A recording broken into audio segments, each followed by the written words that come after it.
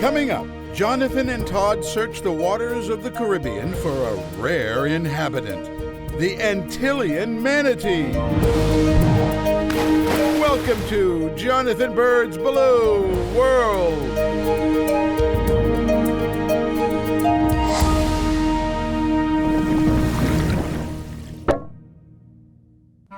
Most people have heard of West Indian manatees.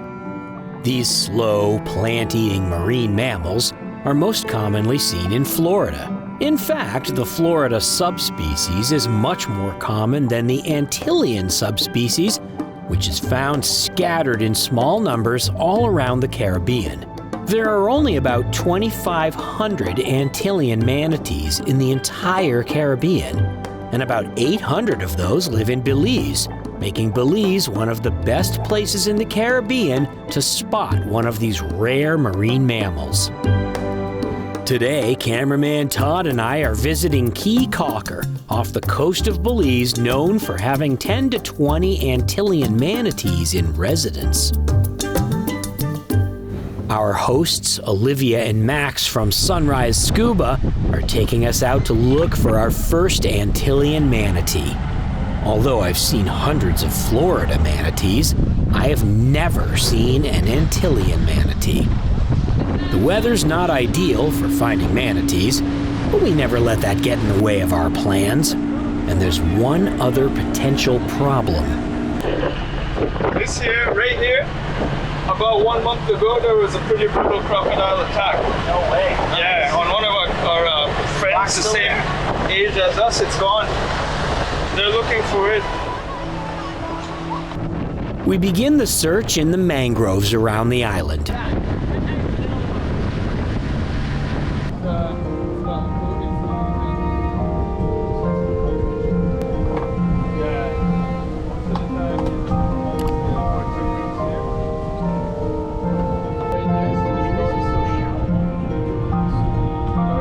We find a big school of tarpon and decide to hop in and get some shots under the watchful eye of Penelope the pelican.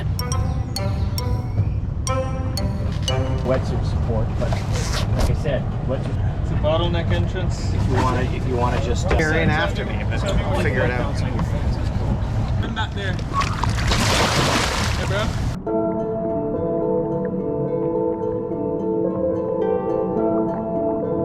Juvenile fish use the extensive roots of the mangroves for protection. If they stray out of the mangroves, they will face dozens of tarpon waiting for them.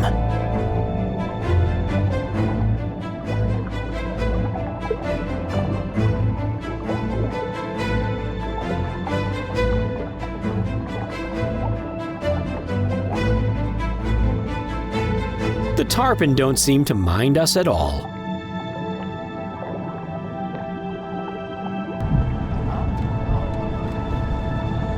Then we discover a hole in the bottom of the ocean. Todd and I are always on the lookout for a potential cave dive. So Todd freedives down to have a look. Well, Todd's gonna try.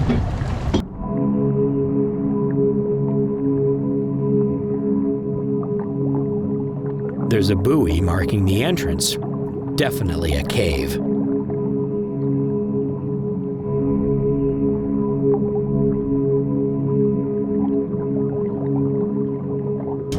We don't have cave diving gear with us, but we can take a quick look in the entrance with regular scuba gear. We can feel the water rushing into the cave. Timing the tides correctly would be very important for diving here. But not today.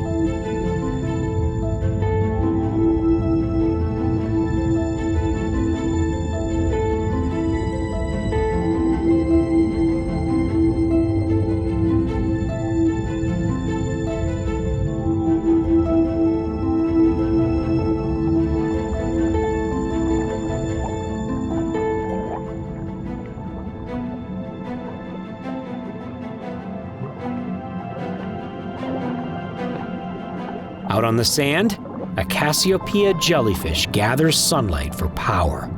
But there are no manatees, so it's time to resume our search. Yeah, we're gonna have a beer. We head offshore to search out near a seagrass bed that the manatees sometimes like. On the way, we pass a popular place for snorkeling with sharks.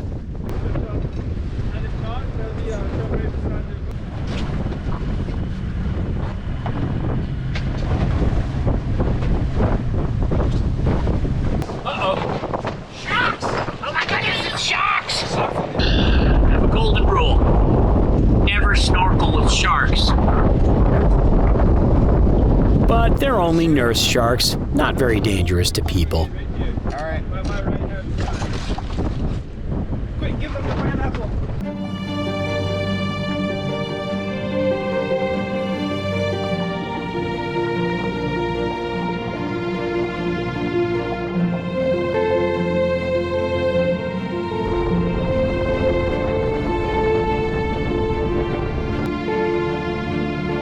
For years, fishermen have cleaned their fish here, and the sharks have learned to associate boats with free food. When a boat pulls up, a bunch of nurse sharks and stingrays come over looking for a snack. When we join them in the water, they most likely think we're there for the scraps too. They're definitely not aggressive towards us and don't think we are the food.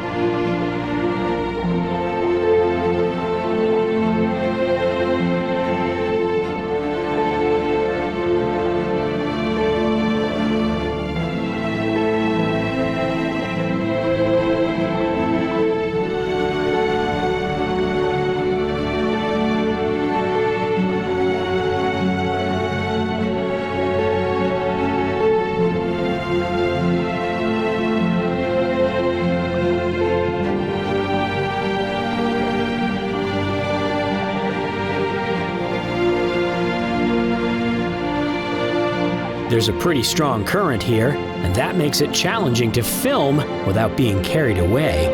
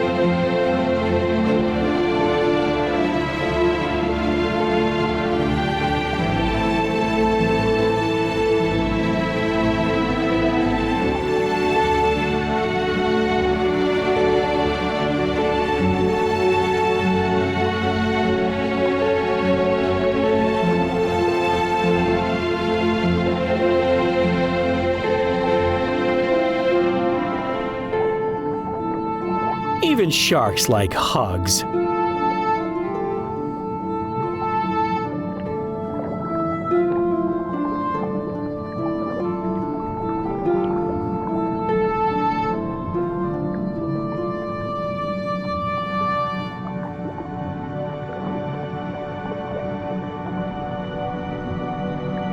Manatees love this kind of seagrass, but there are no manatees.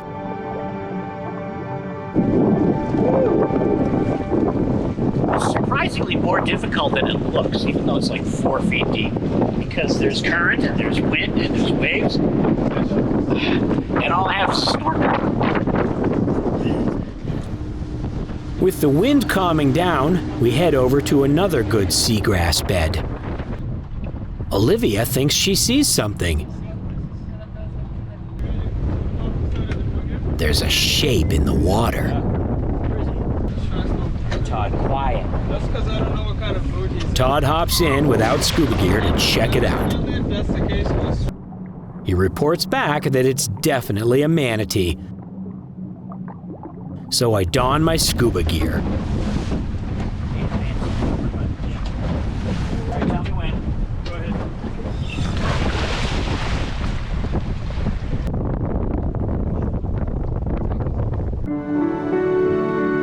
Fortunately, the manatee doesn't seem to mind our presence. As long as we keep a respectful distance, the animal goes about its business.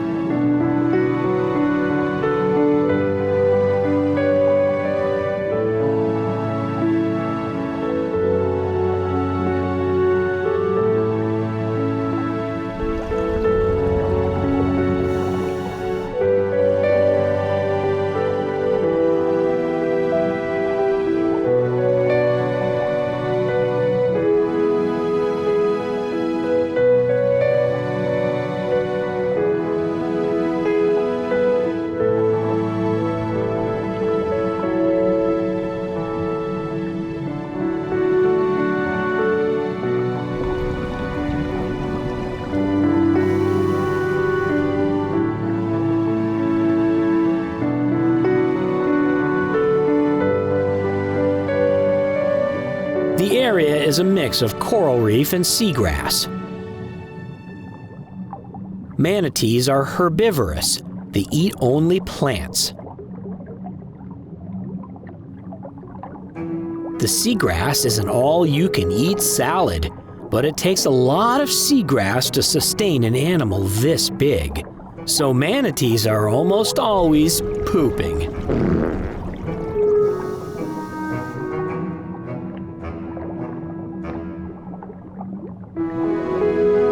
This manatee, who we decide to call Marco, is pretty much fully grown. Marco could reach about 1,000 pounds. That takes a lot of seagrass.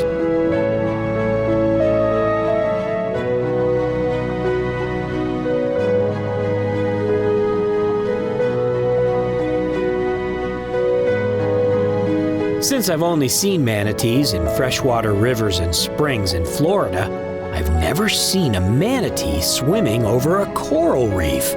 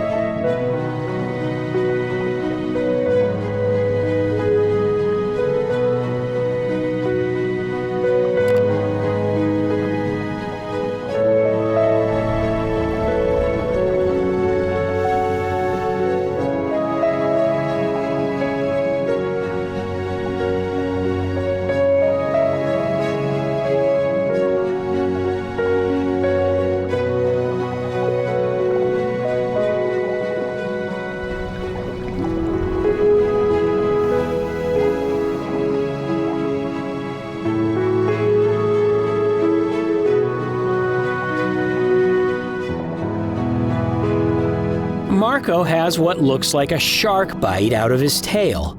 Fully grown manatees can generally steer clear of sharks, but babies are vulnerable. He's probably had this scar for a long time.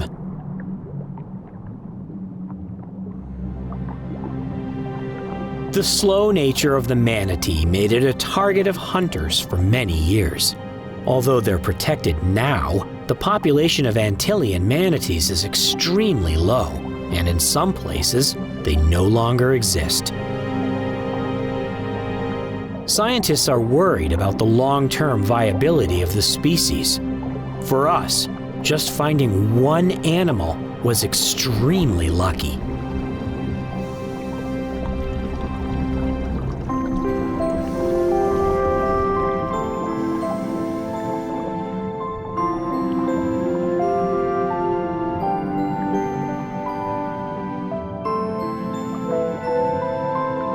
Manatees are mammals like whales, so Marco needs to surface and breathe every few minutes.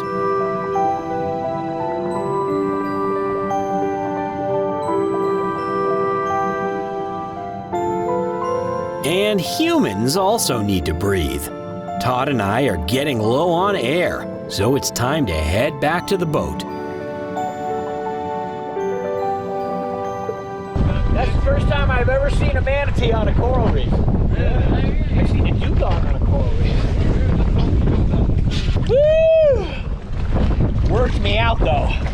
I used a lot of energy. All right. Todd and I get out of the water and leave Marco to munch his salad in peace. His future, and the future of his species, is as unclear as the water. I hope that with protection, Antillean manatees can make a comeback, restoring their rightful place in the blue world.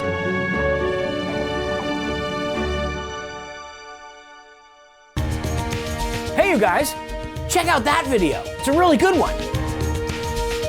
Also, this one's pretty good too. Oh, and don't forget to subscribe.